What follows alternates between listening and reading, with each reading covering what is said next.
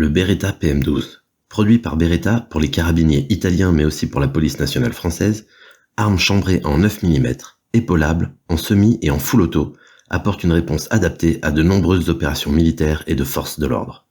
Étant en full auto, le Beretta PM12 est classé en catégorie A et est réservé à des usages militaires et forces de l'ordre. Bienvenue dans ma présentation de son successeur, le PMX Beretta en 9 mm.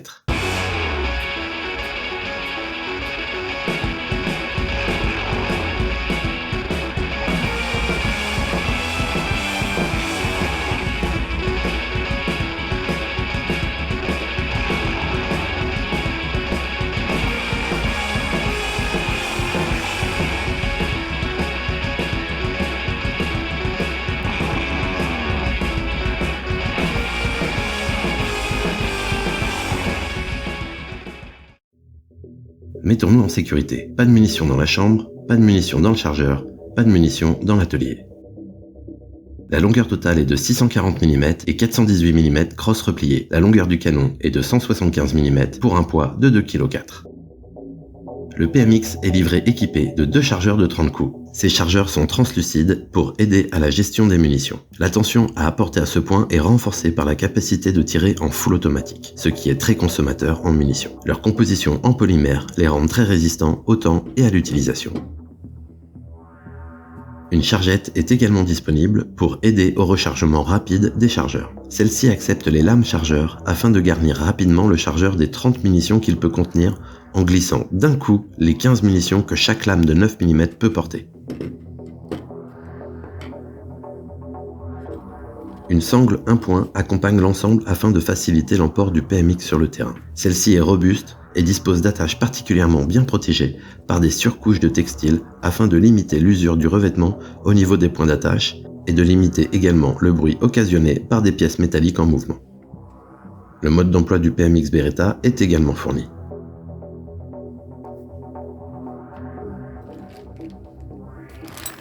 Le kit de nettoyage est également présent.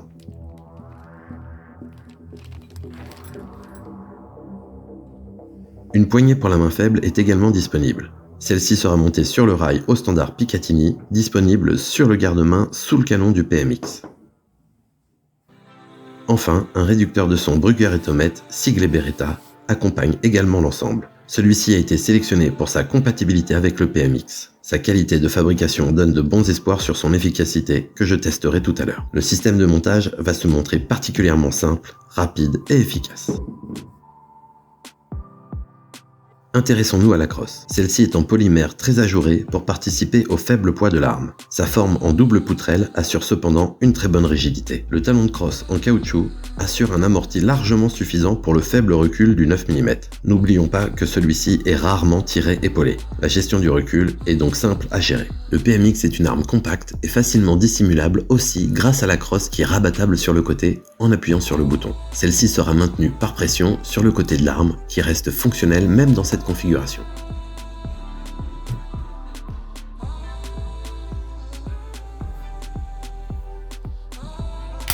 Une fois refermé, aucun jeu n'est perceptible.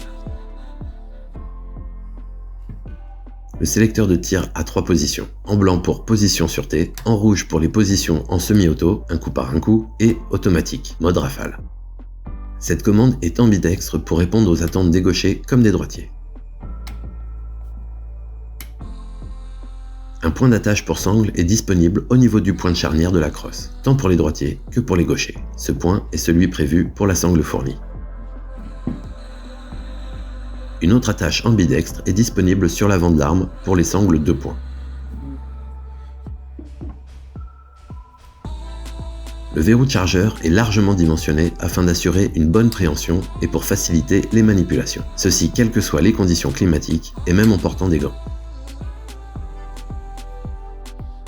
L'arrêtoir est ambidextre afin d'assurer une bonne manipulation pour les droitiers comme pour les gauchers. Comme la culasse est bloquée en arrière à chaque fin de chargeur pour laisser visible la chambre par le tireur, il est nécessaire d'abaisser l'arrêtoir de culasse vers le bas pour la verrouiller et pour pouvoir refaire feu après un rechargement.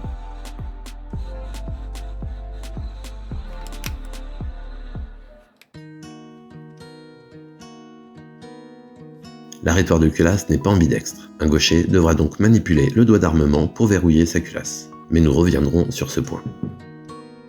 Les organes de visée mécanique fournis avec le PMX ont 2 positions.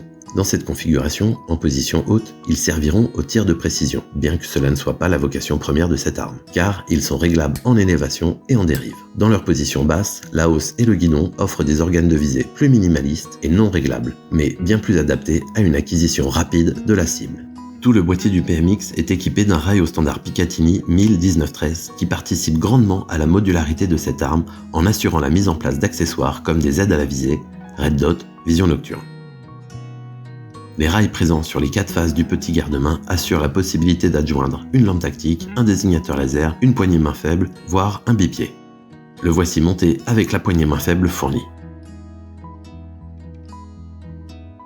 Ça commence à avoir de la gueule. Revenons sur le doigt d'armement. Il est monté ici pour l'utilisation par un droitier. Les gauchers devant manipuler la culasse pour pouvoir la renvoyer en avant, le doigt d'armement est facilement démontable pour être placé sur le côté gauche afin d'améliorer encore la modularité et pour faciliter la manipulation. Le réducteur de son B et T s'appuie sur les 3 tenons présents sur le canon.